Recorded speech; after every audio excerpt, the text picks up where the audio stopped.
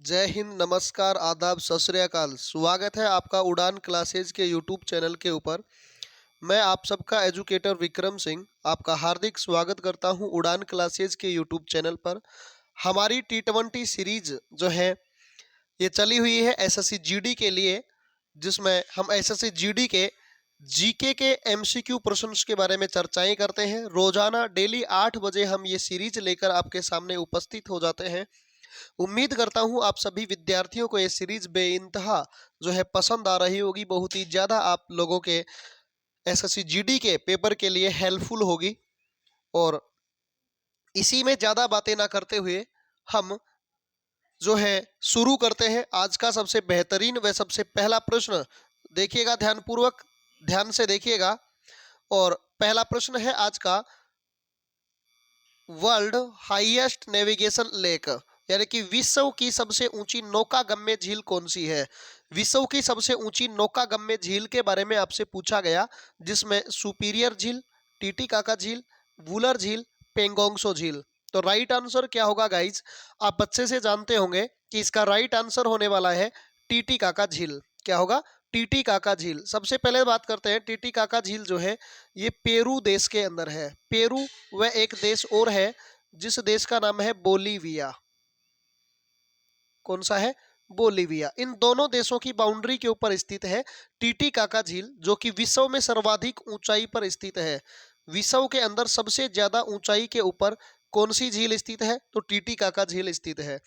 और टीटीकाका झील जो है यह एक लैगून झील का उदाहरण है, सॉरी एक क्रेटर झील का उदाहरण है। एक क्रेटर झील का उदाहरण है या क्रेटर झील के अंतर्गत इसे रखा गया है। सुपीरियर झील जो है ये विश्व की सबसे बड़ी मीठे पानी की झील है, जो कि यूएसए के अंदर है। वुलर झील भारत की सबसे बड़ी मीठे पानी की झील है, जो कि हमारे भारत के जम्मू कश्मीर के अंदर स्थित है।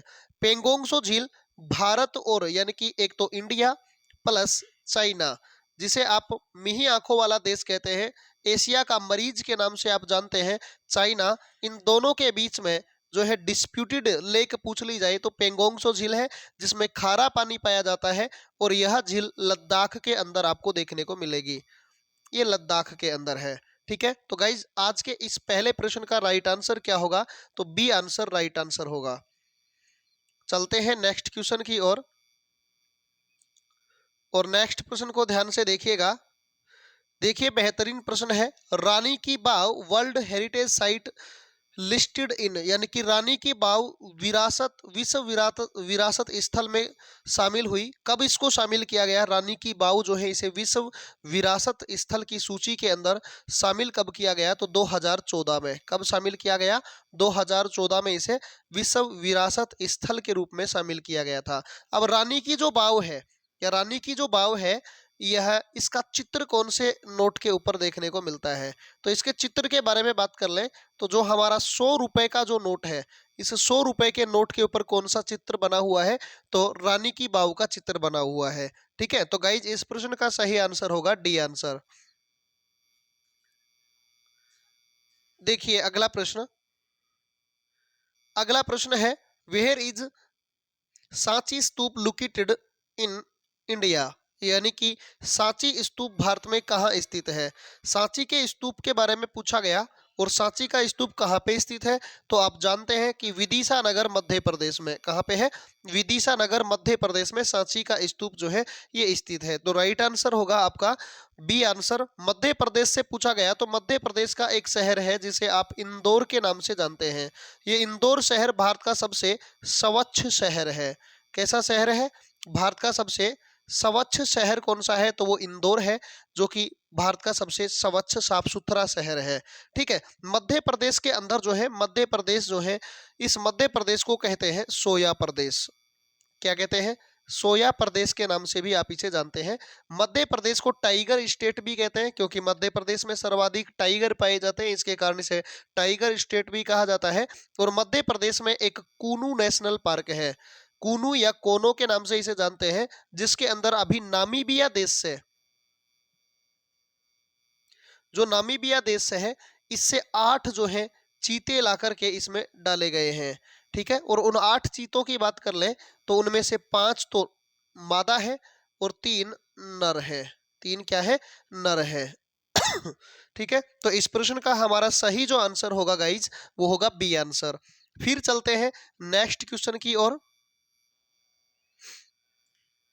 How many wheels are there in Konark temple, यानी कि कोणार्क मंदिर में कितने चक्र हैं। इसके जो कोणार्क मंदिर है इसके अंदर कितने चक्कर हैं इसके व्हील में, अगर इसके चक्कर की बात करें तो उसमें कितने चक्कर जो है ये स्थित है, तो यानी कि 24 चक्कर जो है इसमें स्थित है। कोणार्क का मंदिर जो है यह एक सूर्य मंदिर है। कैसा मंदिर है, सूर्य मंदिर जो है ये कोणार्क का सूर्य मंदिर है। ठीक है, अब कोणार्क के सूर्य मंदिर को बोला जाता है ब्लैक पैगोडा। क्या कहते हैं इसे, ब्लैक पैगोडा के नाम से भी इसे जानते हैं। ठीक है, अब कोणार्क का जो सूर्य मंदिर है यह कोणार्क का सूर्य मंदिर ओडिशा के अंदर है। कहाँ पे है, ओडिशा राज्य के अंदर जो है कोणार्क का सूर्य मंदिर स्थित है। ठीक है, तो इस प्रश्न का सही आंसर हो जाएगा हमारे पास ए आंसर। चलिए नेक्स्ट प्रश्न की ओर चलते हैं और नेक्स्ट प्रश्न को ध्यान से देखिएगा। देखो, किस राज्य में सबसे अधिक जनजातियां हैं, यानी कि in which state of India. Guys आज थोड़ा सा गला खराब है, कृपया थोड़ा सा एडजस्ट करने की कोशिश करेंगे। ठीक है, the maximum number of tribes, यानी कि कौन से राज्य में सबसे अधिक जो है जनजातियां पाई जाती हैं, तो सबसे अधिक जनजातियां जो हैं ये मध्य प्रदेश में पाई जाती हैं। कहाँ पे पाई जाती हैं, मध्य प्रदेश राज्य में सबसे अधिक जनजातियां पाई जाती हैं। मध्य प्रदेश राज्य जो है यह भारत का मिडिल का राज्य है और मध्य प्रदेश राज्य जो है इसमें सर्वाधिक जो है दाल का उत्पादन होता है। सर्वाधिक दालों का उत्पादन मध्य प्रदेश में होता है। साथ ही साथ हम मध्य प्रदेश से बात कर ले, मध्य प्रदेश में बांधवगढ़, कान्हा खिसली, ये जो है राष्ट्रीय उद्यान मध्य प्रदेश में है। मध्य प्रदेश में आपको देखने को मिलेगा भोजताल, तवा वोहर, ये जो झील है ये मध्य प्रदेश के अंदर स्थित है। ठीक है, तो राइट आंसर होगा गाइज इसका ए आंसर। चलते हैं नेक्स्ट जो प्रश्न है हमारा उसकी तरफ। देखिएगा नेक्स्ट प्रश्न, Kuchipudi is the classical dance of state, यानी कि कुचिपुड़ी शास्त्रीय नृत्य किस राज्य का है। कौन से राज्य से संबंधित है कुचिपुड़ी, अगर नृत्य के बारे में बात कर लें तो कुचिपुड़ी जो शास्त्रीय नृत्य है ये कौन से राज्य से संबंधित है। राइट आंसर क्या होगा तो राइट आंसर होगा आंध्र प्रदेश। आंध्र प्रदेश से संबंधित है कुचिपुड़ी, आंध्र प्रदेश राज्य से संबंधित है। तो सबसे पहले आपसे तो एक प्रश्न बनता है यहाँ से कि आंध्र प्रदेश जो है भाषा के आधार पर घटित होने वाला, किसके आधार पर, भाषा के आधार पर घटित होने वाला भारत का सबसे पहला राज्य कौन सा है, तो आंध्र प्रदेश राज्य है। आंध्र प्रदेश भारत का एकमात्र ऐसा राज्य है जिसकी 3 राजधानियां हैं। क्या है, 3 राजधानियां हैं। ऐसा भारत का एकमात्र राज्य आंध्र प्रदेश है।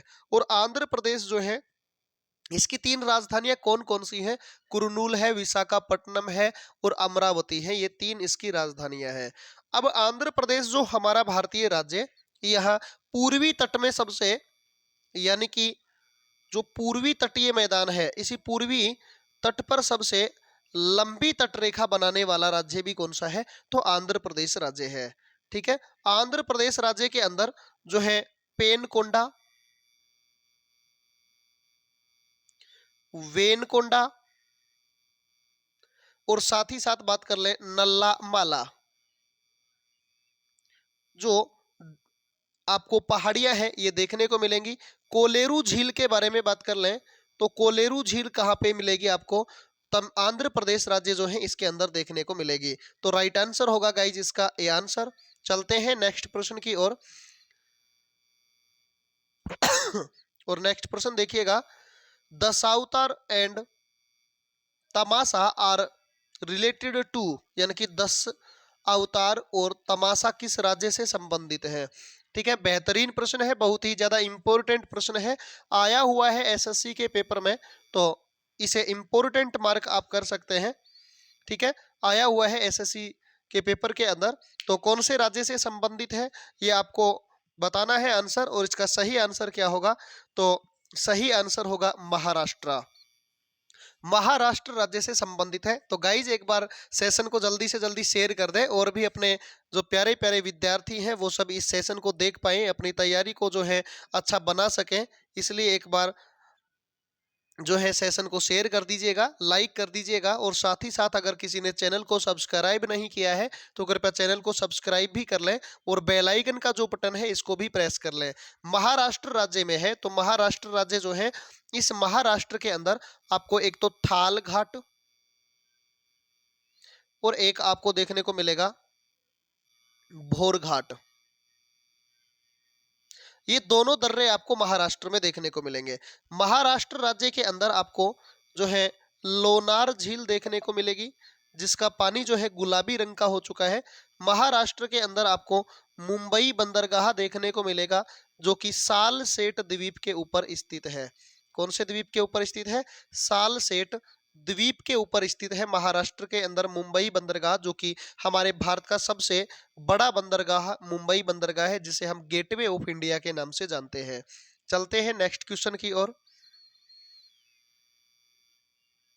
देखिएगा, Changpa tribes is found in, यानी कि चांगपा जनजाति पाई जाती है। चांगपा जनजाति कहां पर पाई जाती है? तो राइट आंसर होगा लद्दाख। लद्दाख में चांगपा जनजाति पाई जाती है और लद्दाख से संबंधित आया है तो लद्दाख की राजधानी है लेह। लद्दाख की राजधानी क्या है? लेह है। और लद्दाख जो है यह हमारे भारत का सबसे उत्तरी जो है क्षेत्र है, यानी कि भारत का सबसे उत्तर मोस्ट का क्षेत्र जो है वो लद्दाख वाला आता है। और यहीं पर लद्दाख में ही आपको देखने को मिलेगा जो है भारत का सबसे north most point, north most point, जिसे आप इंदिरा कोल के नाम से जानते हैं, जिसे आप इंदिरा कोल के नाम से जानते हैं। लद्दाख में ही आपको देखने को मिलेगा, जो कि अभी BRO ने,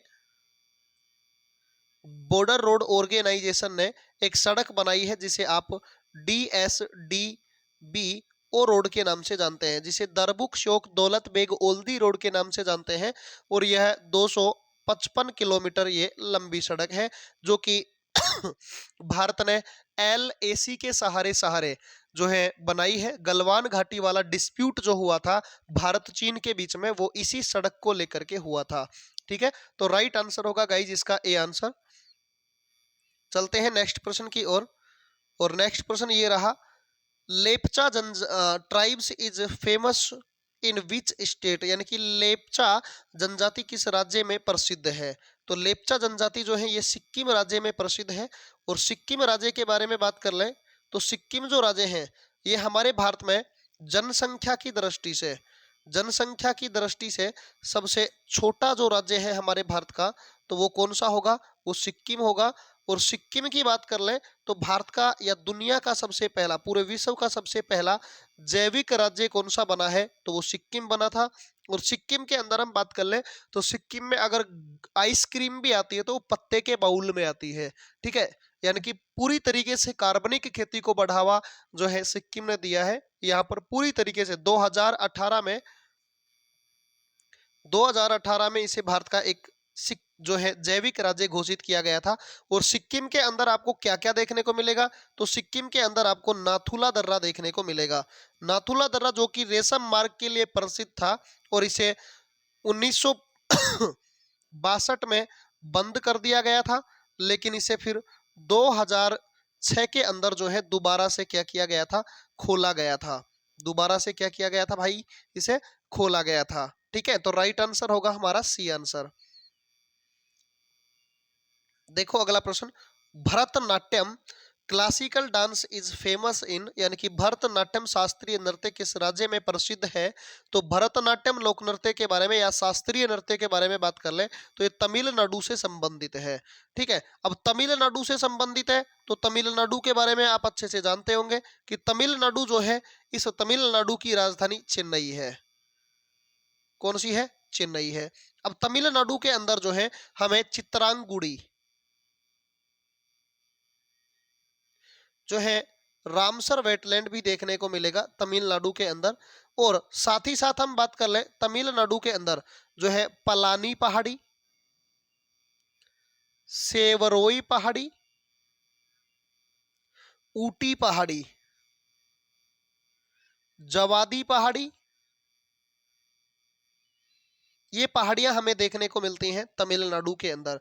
तमिलनाडु के अंदर जो है हमें तमिलनाडु का जो तटीय क्षेत्र होता है उसे हम कहते हैं कोरोमंडल का तट। और इसी कोरोमंडल के तट पर सबसे बाद में भारत में लौटता हुआ मानसून जो है वो क्या करवाता है, बरसात करवाता है। ठीक है, तो राइट आंसर होगा इसका डी आंसर। देखिएगा, बेहतरीन चीज के बारे में हम डिस्कशन करते हैं जो आपके सामने है। एसएससी जीडी में स्टाफ सिलेक्शन कमीशन जो एसएससी भर्ती प्रक्रिया करवा रही है, जिसमें एसएससी जीडी की जो भर्ती प्रक्रिया है जनवरी के अंदर जो है इसका एग्जाम होगा। तो जनवरी में इसका एग्जाम होने जा रहा है, जिसके अंदर हमारे पास 80 क्वेश्चन होंगे। कितने क्वेश्चन होंगे? 80 हमारे पास क्या होंगे, क्वेश्चन होंगे। और इन्हीं 80 क्वेश्चनों के जो है मार्क्स होंगे 160 नंबर होंगे इसके। यानी कि 80 प्रश्नों के 160 नंबर होंगे, जो कि एक प्रश्न 2 नंबर का होगा। और टाइम कितना मिलेगा? 60 मिनट। कितना टाइम मिलेगा इन 80 प्रश्नों को करने के लिए? 60 मिनट का जो है टाइम आपको दिया जाएगा। ठीक है, तो उम्मीद ये करता हूं मैं गाइज आपसे कि जिसमें हम मैथ की बात कर ले तो 20 क्वेश्चन 40 नंबर के, रीजनिंग की बात कर ले 20 क्वेश्चन 40 नंबर के, फिर हिंदी की बात कर ले तो 20 क्वेश्चन 40 नंबर के, और साथ ही साथ हम जीके एंड जीएस की बात कर ले। ठीक है, तो जीके एंड जीएस के 20 क्वेश्चन होंगे। तो हमारा पोर्शन चला हुआ है जीके एंड जीएस का। इस जीके एंड जीएस के पोर्शन के अंतर्गत हम जो है 20 में से 18 या 19 प्रश्न करने की जो है तैयारी के रूप में लगे हुए हैं, जिसमें हमारी ये T20 सीरीज जो है चली हुई है।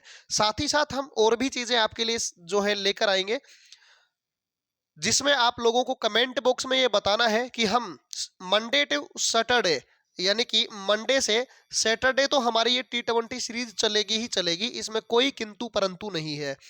लेकिन आप हमें ये चीज और बता दें कि हम जो करंट अफेयर्स है उस करंट अफेयर्स को 1 ईयर का पूरा 2022 जो है इसका, व 2021 में जो है जून से बाद का करंट, जून से और दिसंबर तक का वो करंट अफेयर्स कवर करेंगे। मंथली करंट अफेयर्स हमें करना है, तो उसके बारे में हम कमेंट बॉक्स में आप मेरे को बता दें कि वो monthly current affairs Sunday to Sunday हम शुरू कर दें क्या।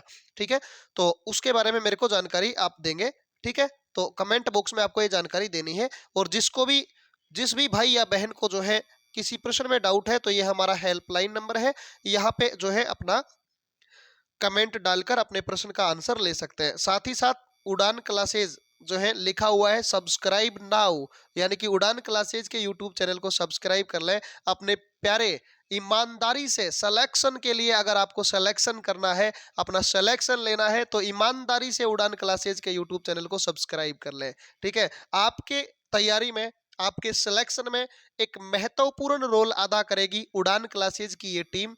ठीक है, तो आप सब्सक्राइब करना ना भूलें। चलते हैं अगले प्रश्न की ओर।